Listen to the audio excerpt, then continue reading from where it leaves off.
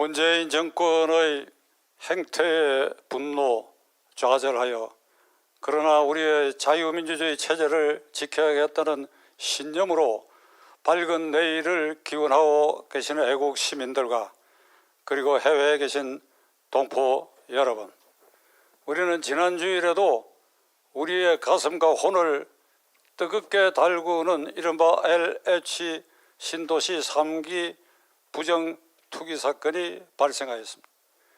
이 정권은 지난 4년여 임기 말에 이르기까지 우리가 70여 년 동안 쌓아놓은 자유민주주의 질서 체제 그리고 세계 10위의 경제력 이것을 훼손하고 국민의 재산과 부를 탕진하며 그리하여 국민을 봉사의 대상으로 삼지 않고 있습니다.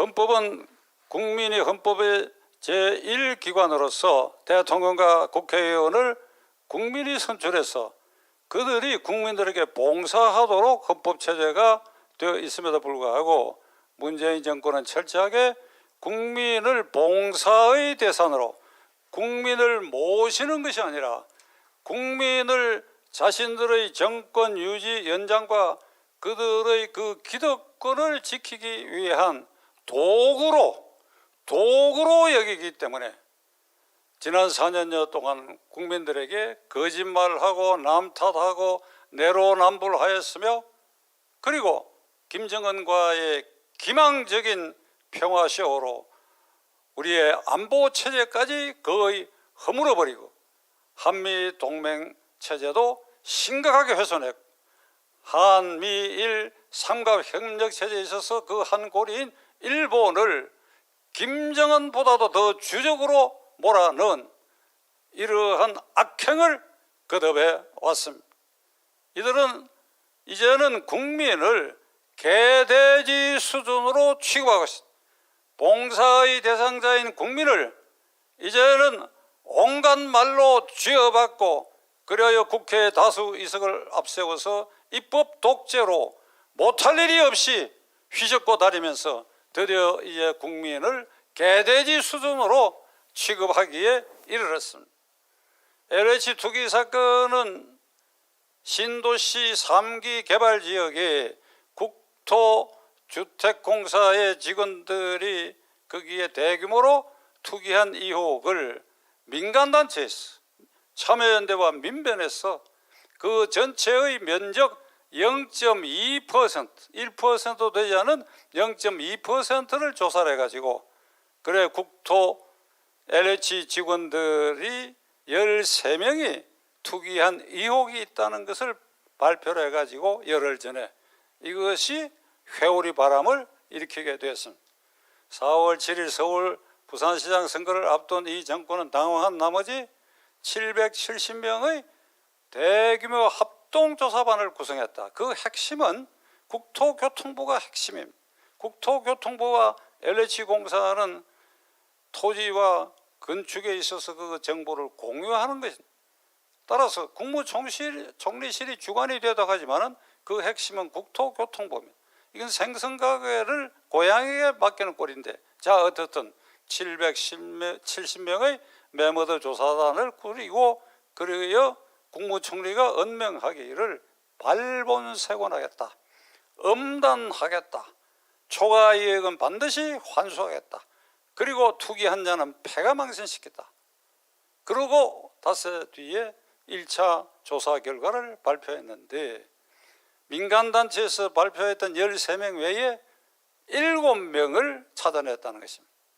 14,300명의 국토교통부 직원 그리고 LH공사 직원 그것을 확인한 결과 민간단체가 13건 그리고 합수단이 7건 그러다 합계 20건을 발견을 해서 이것을 경찰 수사에 맡기겠다. 국무총리는 정세균 씨는 이렇게 얘기했습니다. 이걸 발표를 하면서 1차로 합수단이 걸러가지고 경찰에 넘기는 것이 훨씬 효율적이라고 얘기했어요. 훨씬 효율적이라고 얘기했어요. 같은 시간에 청와대는 비서관급 이상 342여 명의 비서관 본인과 가족들을 조사를 한 결과 단 한 건도 투기 의혹이 없다, 이런 발표를 곁들였습니다.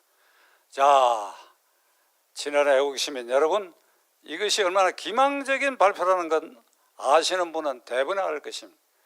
등기부 등본은 법원의 SNS망을 통해 들어가면 누구든지 볼 수 있습니다. 어떤 번지의 토지가 또는 건물이 현재 소유자가 누구며 거슬러서 그 소유권이 어떻게 변경돼 왔다 하는 것이 환하게 비춰져 있기 때문에 투기 목적으로 땅을 살 경우에 얼간이나 실수가 아닌다면은 본인이나 가족 이름으로 투기 지역의 땅을 살 사람은 없습니다. 아마 이 20건도 부주의해서 본인 또는 가족 이름으로 샀지 않나 이렇게 추정되는데, 공직자가 투기 목적으로 재산을 불리기 위해서 토지와 건물을 매입할 때는 반드시 차명, 친구, 일가 친척, 그 다음에 데리고 있는 부하, 이런 사람들 이름으로 이것을 사지 본인이나 부부나 가족 이름으로 사는 사람이 있을 수 있겠습니까? 따라서 이것은 국민을 깜깜이 수준으로 개돼지 취급을 하지 않는 한 이런 발표를 하고, 이것이 마치 이 사태에 있어서 정부가 최선을 다하는 것처럼 이렇게 호도하는 것은 명백히 국민을 다시 한번 개돼지 취급하는 것입니다. 이제 4월 7일 서울 부산 시장 보궐선거는 이 정권의 잘못으로 치러지는 것이죠.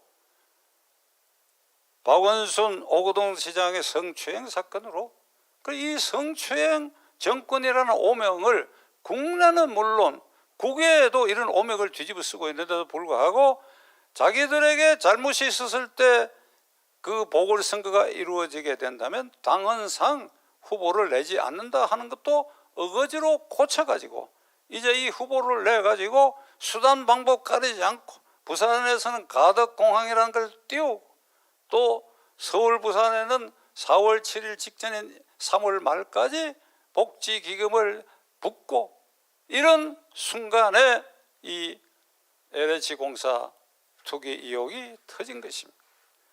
당황한 나머지 대통령이 조건부로 국토교통부 장관 변창흠이라는 자의 사표를 수리했다. 조건부다. 2월 4일 대책을 입법화할 때까지는 자리를 지키면서 이걸 마무리하고 물러가라. 이런 아주 얄팍한 짓을 계속하고 있고, 그리고 이 민주당 지도부는 특검도 우리가 할 수 있다.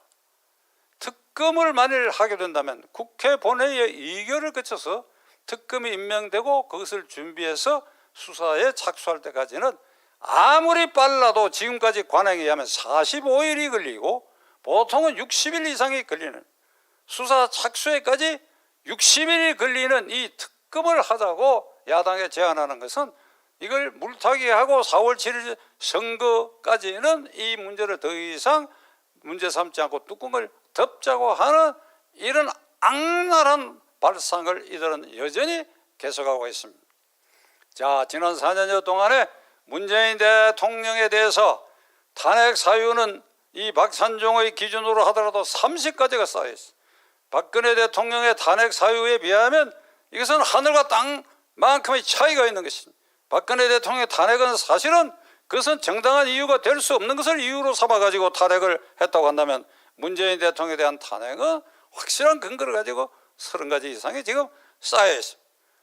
이제 이 지난 4년 동안 임기 말에 이르기까지 문재인 대통령은 이 바벨탑을 착실히 쌓아 올라가고 있습니다. 이제 하늘이 진노할 순간이 와 있습니다. 그러나 하늘이 진노하기 위해서는 민심이 어느 순간에 폭발하지 않으면 하늘이 진노하지 않을 것입니다. 민심은 언제 폭발할 수 있느냐? 만일 광화문 광장이 열려있다고 한다면 오늘이 토요일인데 내일 모이자 이러면 내일 이 바벨탑을 무너뜨리는 하늘의 진노가 있을 것이고, 그래야 문재인 대통령은 민심의 탄핵을 받아서 청와대를 걸어 나오는 사태가 생길 수밖에 없는데, 어찌된 셈인지 코로나를 핑계로 해가지고 모든 국민을 얼어붙게 하고 꼼짝 못하게 해서 광화문 광장을 이렇게 요지부동으로 막아놔 버렸습니다. 그러나 밑은 뚫려 있고, 그리고 이면도로도 뚫려 있고, 그리고 지방의 모든 도로도 뚫려 있습니다. 우리가 마음과 마음으로 연결하고 뭉쳐서 이것이 하늘이 감동할 만한 민심으로 보이지 않는 힘으로 역사상 처음으로 보이지 않는 힘으로 묶어 쌓아 올려서 하늘을 감동시키면 그 어느 날 하늘로부터 문재인 대통령과 그 정권의 불벼락을 내릴 날이 저는 반드시 오리라고 생각합니다. 그 날이 멀지 않았다. 그 날이 가까이 다가왔다.